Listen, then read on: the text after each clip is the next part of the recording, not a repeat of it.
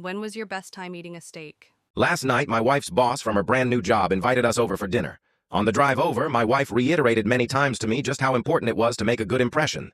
I scoffed and arrogantly informed my silly wife that I always make good impressions. My wife's boss is a single lady in her 50s, so it was just the three of us.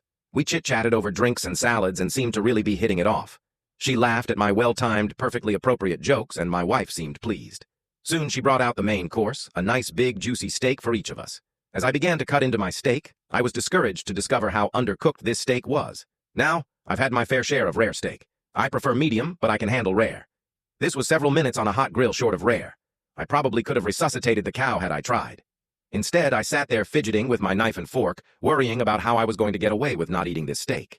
Claim veganism? No. I'd already feigned great enthusiasm upon seeing the steak.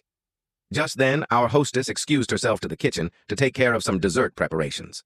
As I looked across the fancy dining room table at the open window of this third-story apartment, a cartoon light bulb appeared over my head. I knew I had to be decisive, realizing that she could return at any moment. I committed. I grabbed the steak with my hand, gently shook off the juice, and executed a perfect throw right through the center of the open window. Here's the big-time FU. The window wasn't open. It was the cleanest fricking window you've ever seen in your life. That is, until my mostly raw slab of steak slammed up against it and slowly slid down, leaving a trail of bloody juice in its wake. My wife, whose steak was a nice medium rare and was unaware of my predicament, turned, jaw dropped, and stared at me like I was an alien from another planet. This look then slowly morphed into more of a, "there is no place on this planet you can ever hide from me" expression of demonic anger. My wife's boss heard the thud of the steak-on-window impact and came quickly.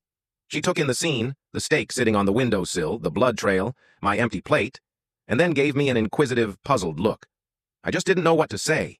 It felt like a minute of silence, but was probably 3 or 4 seconds. Finally, the best I could manage was, I'm so sorry. I am such a klutz. I don't know. I was just cutting it, and it slipped. Just ask my wife. I really am a klutz. Right, honey? No help coming from that direction. I will clean this up. I can't believe this. I am so sorry, etc., etc. Both women continued to stare at me like I had escaped from the loony bin as I smeared the blood around the window with my cloth napkin, dusted off the steak, and continued to mutter my incoherent explanation. I knew no one was buying the story. I knew what I had to do. I sheepishly returned to my seat and proceeded to eat every bite of that disgusting, cold, chewy, bloody, raw steak. I remained pretty quiet the rest of the evening. My wife's only 2 words to me since the incident are, "I'm fine."